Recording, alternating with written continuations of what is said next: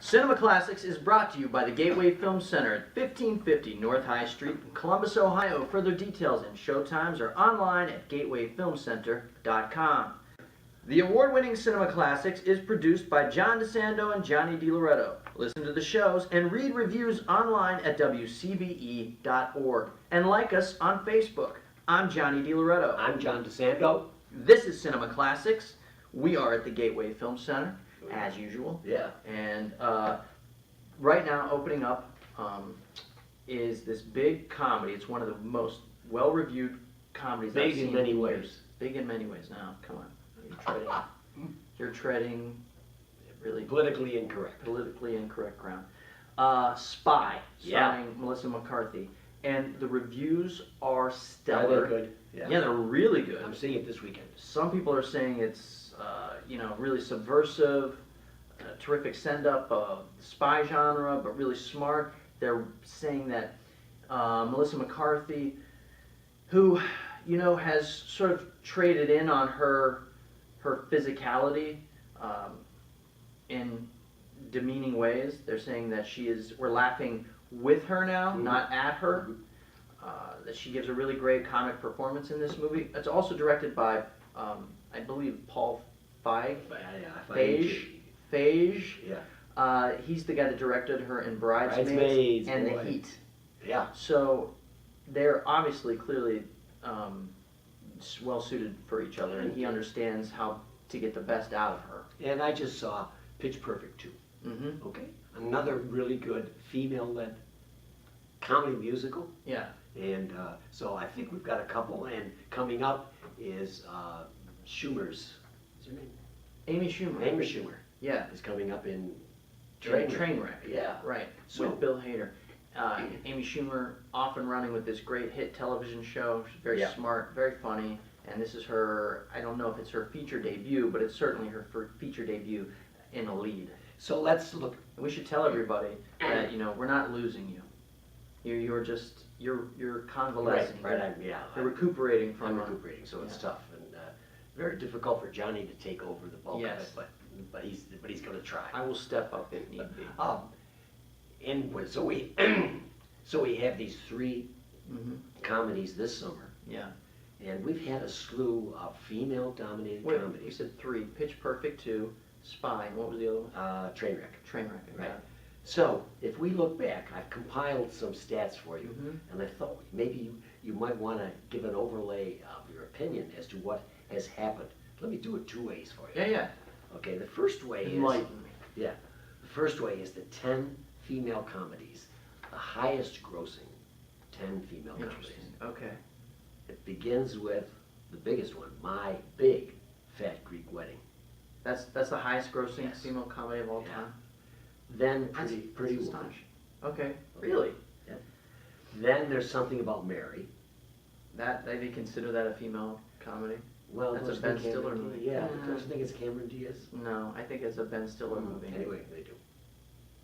Bridesmaids. Yes, that I can Okay. see. The Proposal. There's where Sandy Bullock Yeah. kind of creeps in. Okay. Right. And, as you mentioned, Heat. Yeah. The Heat, right? Yeah, Also The Heat. Sandra Bullock Right. with Melissa Thank you. McCarthy. That's correct. Sex and the City, no surprise. That is a surprise. It is. Yeah. I don't, that Female movie led. that wasn't a big hit. It Well, didn't seem. that was the tie-in with the TV that's so perfect. Yeah, I think that's an anomaly. But go ahead. Runaway Bride. Mm-hmm. That brings Julia Roberts back in. again. Yeah. Mamma Mia. Okay. And then finally, down at the bottom, Juno. Really?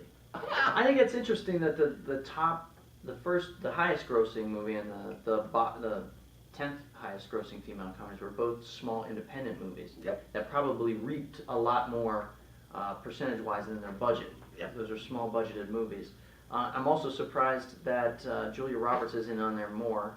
I would figure My Best Friend's Wedding would be in there. Okay. Or maybe Notting Hill.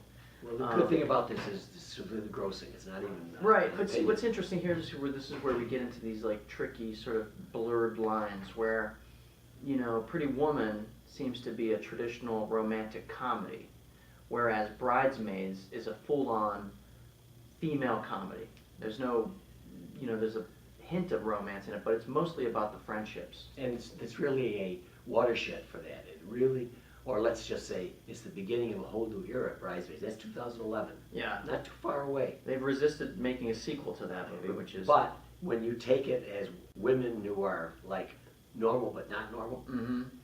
Where there is no romantic lead, Yeah. where you just have them cracking up the way men have done, Right. Judd Apatow, Mm-hmm.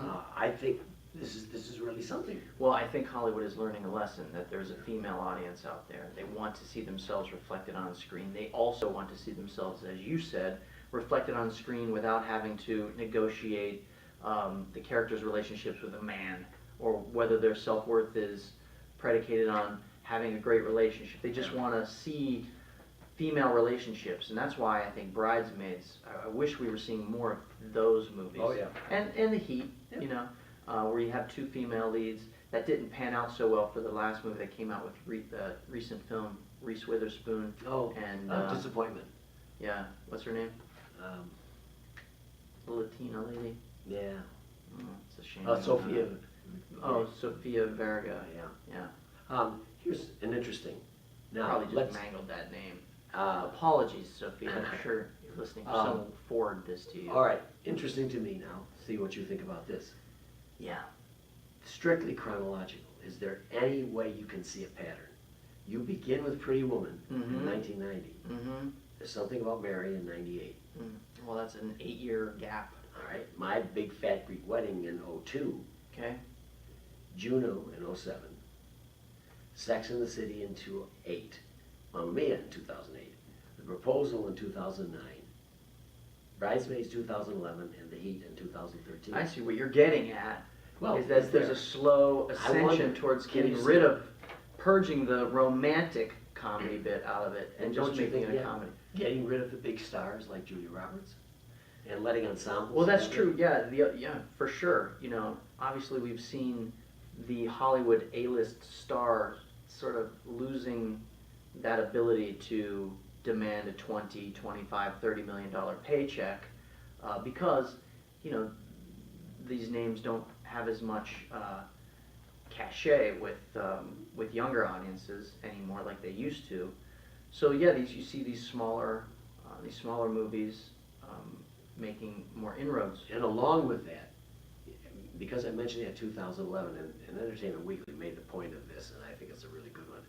At 2000, we became really interested in costume drama, hero dramas, and that's where we got away from some of those star-driven things. To, here we go. Now we've got comic book adaptations, and Yeah. we began to lose that sense of comedy. But when Bridesmaids comes, Yeah.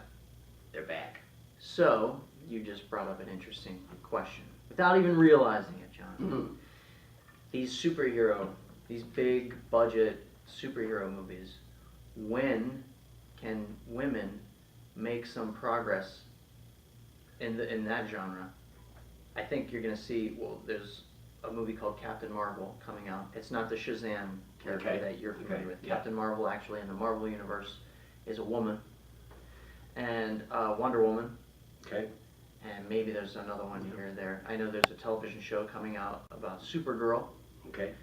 So it will be interesting to see if women can crack that code and draw audiences for what is traditionally a male-driven, male-centric genre. And if Melissa McCarthy can crack the world scene, for instance with Spy, Mm-hmm. and you're indicating to me already that it's coming in that it's a great film, Yeah. she'll just knock out a home run, and that will solidify the fact that a woman, a female, can lead a cast, Yeah. not just for comedy, but for superhero. Well, yeah, with that we don't know. That remains to be seen. Yeah.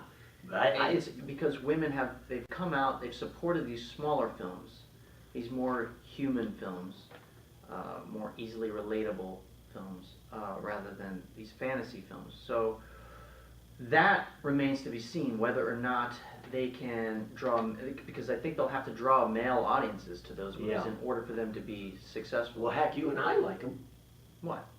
these female-centered movies. Yeah, but I'm talking about female superhero movies. Oh, okay, but even Like, then- Are you down with that? I mean, Scarlett Johansson? Yeah, but What's not to see like? that I know she's great, but she's also those movies don't bank on her. I know. Anyway, I'll just be curious to see how it works.